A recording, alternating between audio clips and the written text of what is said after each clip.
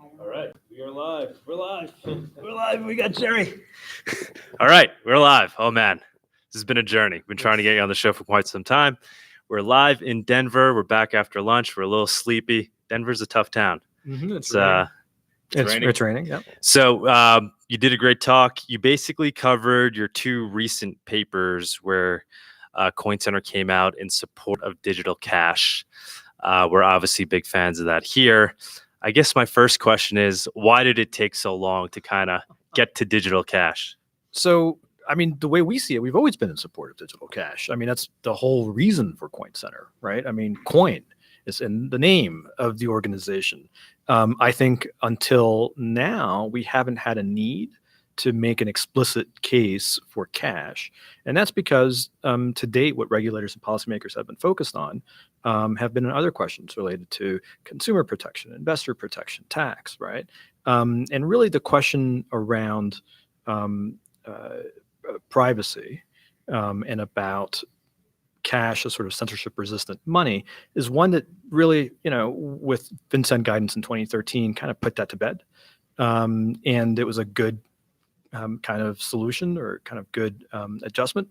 And it really hadn't been reopened. And now we're beginning to get more questions about, hey, this stuff is private. Can it be used by criminals? And we wanted to say, hey, yes, it could always be used by criminals, but it's no different than cash. And that's how it should be treated. Right. Yeah. So, I mean, to date, because any testimony you guys have ever given in front of Congress or these committees, Senate committees, I guess it's the final answer has always been, well, don't worry about it. Bitcoin is transparent, so it's not even a concern. In fact, this is kind of like, for lack of a better word, a wet dream for governments that kind of want to, track things and catch these criminals. But then, why didn't it ever delve further into, well, how about anonymous currencies, or why weren't those arguments ever made in support of digital cash at the time? It's just because that can of worms wasn't open yet? Yeah, that's the answer. Basically, the questions that we always got were about Bitcoin. And that's because Bitcoin, it has the most mind share. And so when members of Congress come and ask, they don't come and ask us about Monero or Litecoin. They come to talk to us about Bitcoin. And so we're happy to answer their questions. And quite frankly, if you look at things that law enforcement might be concerned about, like darknet drug markets,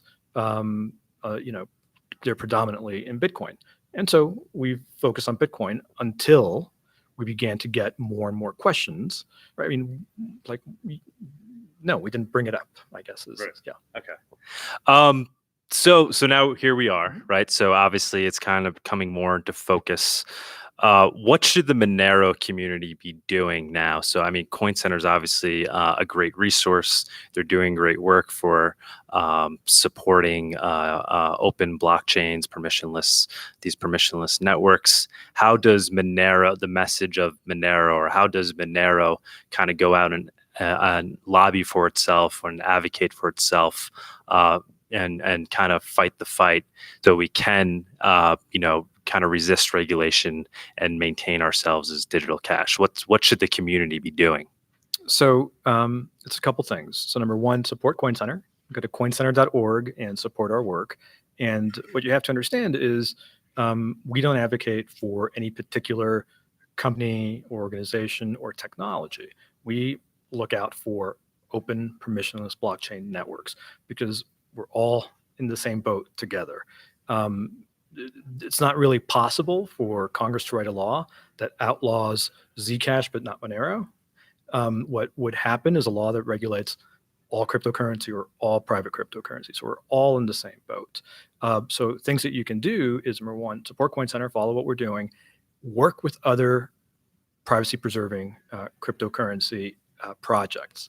And I'm really excited that tomorrow we're going to have a panel that's going to be in conjunction where half the panelists are going to be here at the Monero conference, half are going to be at the Zcash conference.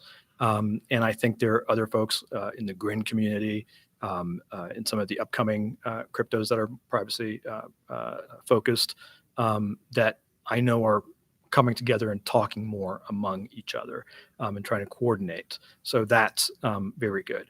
And look, I think the most important thing the Monero community can do is continue to build the software, because at the end of the day, the most important thing is software that has no intermediaries, because intermediaries are what is regulated. So yeah, your thesis, the arguments that you made for digital cash, I thought it was, I mean, they're great. I think it's an amazing resource, and it's an amazing argument to make. Basically, that we need digital cash to kind of preserve open societies as we move into a more digital world. What When we can compare that to Bitcoin and what the technology of Bitcoin is, and the fact that it's not private or fungible at the protocol level, is Bitcoin kind of failing to live up to those ideals of being digital cash? Is there maybe a slight fear that we're selling Bitcoin as the solution, as something that we need to create censorship resistance for the future, to kind of solve these problems in the digital age, but it might end up being the opposite, kind of like this dystopia that we're all opting onto this transparent ledger, where we then won't be able to kind of roll back, put the genie back in the bottle, and all port over to something more ideal. Kind of like with the advent of the internet, right? There was always this wish that if we could go back in time, we would make things more, we would build privacy into it. So I feel like we're kind of at that crossroads now. Bitcoin obviously has the momentum, it's doing great, but it's kind of lacking some of these core tenets. What's your feeling about that? Do you think that's a problem, or do you think we overcome it somehow? Yeah, you're asking me questions not about policy or law, but about particular technology and how it should be built. And I try not to opine on that too much, because tomorrow I could be asked on a Bitcoin podcast about Monero and some technical problem Monero has, right? And isn't it really not as private as people say it is? And I don't want to basically opine on any of those things. What I would say is, look, I want these things to succeed, right? I want all of these things to succeed, and for there to be a marketplace of ideas and a marketplace for these things that folks can choose among them. And what I'll say about Bitcoin is, look, I'm not sure. So it's certainly, I think, censorship resistant. And I'm not sure that privacy is, let me put it this way. I think privacy is very important to the people who are working on Bitcoin. They just have to pick and choose and prioritize as they work on this. And so I haven't given up hope that Bitcoin will be more private in the future. And quite frankly, I don't know that Bitcoin is so transparent today, right? I think especially with like the Lightning Network and I think it's actually becoming more and more private. Okay. So you think Bitcoin is kind of fulfilling the role of digital cash? It hasn't lost that battle yet. Look, ideally, digital cash, it would have to be bearer, would have to be person to person, and would have to be private. And Bitcoin isn't as private as some of the potential alternatives. So yeah, I think that's easy to see. But I think Bitcoin has a lot of advantages, which as well. So yeah. Awesome. Yeah, I think also one of the things you talk about when you talk about kind of preserving open societies, and then you talked about the NRA as being an example of an association that's kind of using the kind of the ethos that America was built upon in the right way, like constitutional law, right? It's kind of using. Well, what I'm saying is, without making a judgment one way or another about the NRA, what I'm simply pointing out is that the NRA is, what is it? It is a free association of people, which is protected by the Constitution, that does what? It employs its First Amendment rights. Because what does the NRA do? They mostly publish and advocate, right? So they speak. So they're using their First Amendment rights to stand up for and defend a Second Amendment right, another right in the Constitution. So yeah, what it's doing is just clearly just political speech.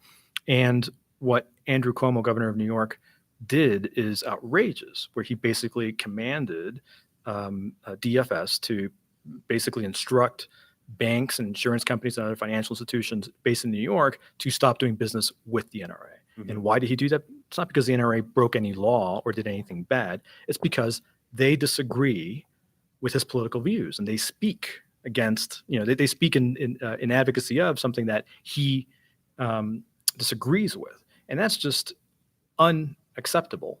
And that's only possible because you need to have financial intermediaries today to exist as a nonprofit like that. And I think, today it's the NRA, but tomorrow it could be Georgia or Alabama saying that financial institutions in that state cannot do business with Planned Parenthood, right? And there's no end to this. And so that's why you see, for example, the American Civil Liberties Union joining in the case with the NRA to challenge this in court. And I think they'll probably win, because I think what Andrew Cuomo did is terrible, but it highlights, how much power government and intermediaries, by which I mean financial institutions, have, where they can just decide to cut you off. And if they cut you off, you don't get to exist as a nonprofit organization that is a political activist organization. That's wrong. Right. And which then tells you why cash, and in particular digital cash, is so important, because it helps preserve those liberties. Yeah, because in a world where Andrew Cuomo can do that, the NRA ceases to exist, which is why it's so important that we have cash. And physical cash, it's just not practical, right? So if NRA got cut off and you wanted to support the NRA, I guess you could mail them some cash, and then they could have a room full of cash that they could then, how would they pay for their internet access? They would have to go to Verizon and pay in cash. It wouldn't work, right? So that's why you need to have, as we move to a more and more digital world, you need to have electronic cash.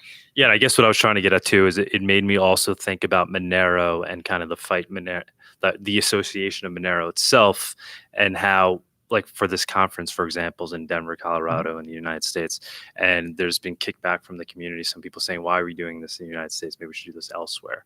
But I kind of think the opposite, right? Because a lot of this stuff is really living up to the ideals of what this country was supposedly built upon. A lot of these fights that were had in the early days of when the Constitution was put together, to protect people's individuality, to protect their liberties, the freedom of association, and this technology seems to be, just that. It's the embodiment of that in technology that's going to allow it to be preserved as we enter into this digital age. So I just think that's. Yeah, and let me say this: that I understand that there are a lot of rules that seem pretty draconian in the U.S., and I think there are a lot of politicians that are pretty despicable in the U.S. But if you look on the whole at what the regulatory environment is in the U.S., especially after we've seen the most recent FinCEN guidance, which clearly excludes decentralized exchange, clearly excludes developers, clearly excludes miners, only focuses on custodial exchanges. It's actually not that bad. And I query, if you're going to do it if you're going to boycott the U.S. and go overseas, where are you going to go that's better, right? Because a lot of places in Europe aren't that much better. Asia is not better. Japan is basically telling exchanges that they shouldn't be dealing with privately preserving cryptocurrency. China has banned cryptocurrency altogether. So the U.S. is actually pretty hospitable. And here in Colorado, you've got a governor, Jared Polis, who, when he was in Congress, just before he got elected last year, he was founding member of the Blockchain Caucus, a real champion for cryptocurrency. We worked with him to create the Cryptocurrency Tax Fairness Act. And here in Colorado, he's signed several bills into law that are very friendly to crypto. So I don't know. I think Denver's a great place to have the conference. Cool. And yeah, I guess one last question. So do you see a potential scenario where Monero and these other privacy coins, which I don't even like that term, I just like calling it digital cash, where these are kind of outlawed, or maybe just kind of relegated to the point where they're not useful anymore because it just becomes so difficult to use them? Yeah. So I like something that Zuko Wilcox of Zcash fame says, and he basically says, when we moved from HTTP to HTTPS, right, with I think it was it Firefox? No, who did that? It was, I want to get it right. I don't know. I don't want to missay. It was Netscape, of course. It was Netscape, right? So they added HTTPS, we didn't start saying, "Oh, you're using a privacy browser," right? No, everything was in clear text, and then some people are like, "Oh no, I want to have my transactions be private. Oh, you must be hiding something." No, we just called it a browser. It's not a browser and a privacy browser, so it shouldn't be, a cryptocurrency and a privacy coin, right? No, these are all electronic cash. And look, I think you can't ban them, at least in the U.S. But can you make them impractical? Like, Yeah. all right, you can't get it on Coinbase. There's it becomes very difficult to get and to use. Do you see that being a scenario, or? Yeah, so I think that's absolutely a possibility, where basically you raise the costs for the average person to use it. That said, you're never going to be able to completely ban it, right? Because again, we need to work on decentralized exchange, right? But and I think policymakers should keep in mind the limits of what they can do, and keep in mind that they're probably going to be so. Here's what I think a regulator is considering telling exchanges that they can't deal in more private cryptocurrency. What I would say to them is, look, right now, who's using privacy coins because you're going to the on ramps and off ramps. If you get rid of that, people are still going to use it. You're just not going to know who's using it. And so think about what's going to be better for you in your investigations and what you're trying to do. And so I think that kind of argument should help. Right, kind of like you're saying, like the scenario where you're turning the light on and then all the cockroaches are now just hiding. I wouldn't quite say that. Well, that's pushing people kind of back deeper into the dark web, so to speak, but you're not getting rid of it. So you might as well keep the light on and try to work. And understand. Yeah. Yes. All right. There was one more thought, but now I think I'm losing it. I think we covered it all. Sure. Thank you. Thank you My so pleasure. much. Anytime. That was great. Thanks. All right. Have a good one. You too.